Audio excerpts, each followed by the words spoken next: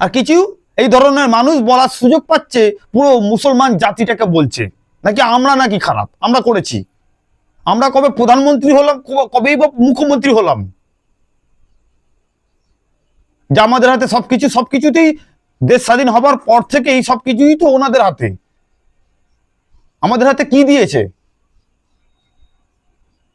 একবার তো রাষ্ট্রপতি ছিল এপিজে আব্দুল কালাম, তো ওনার মতন কেউ হতে পারবে না। আর আমাদের কেই বা বললো যে তরোয়াল নিয়ে বেরোবে, মারবে, কাটবে। একটা রাজনীতির খেলা করতে গিয়ে মুসলমান বা হিন্দু জাতি, এই দুটো জাতিকে না খেলছে। আমি ভালো করে মাথা ঠান্ডা করে বুঝবেন, দুটো জাতিকে নিয়েই খেলছে।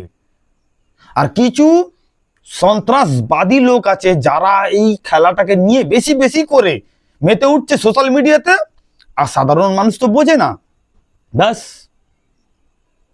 জানি না আপনাদের রিয়াকশন কেমন হবে। যদি কাউকে জানাবার ইচ্ছা হয় ভিডিওটা শেয়ার করে জানাবেন। এই কাজগুলো ঠিক নয় কিন্তু।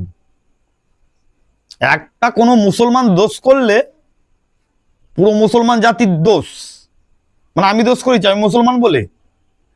আর কোনো হিন্দু যদি একটা দোষ করে তো বলে হিন্দু জাতিটা দোষ। এটা ভুল। সব ধর্মে খারাপ থাকে, সব ধর্মেই ভালো থাকে। ভালো খারাপ মিশিয়ে না হলে কোনো ধর্ম কেন, পৃথিবীটাই টিকবে না। সকলে সুস্থ থাকবেন, ভালো থাকবেন, সচেতন থাকবেন, চোখ কান খোলা রাখবেন। বারবার বলি, এটাই আমি সন্দেহ করছিলাম যেটাই ঘটবে হয়তো, আর এটাই ঘটলো।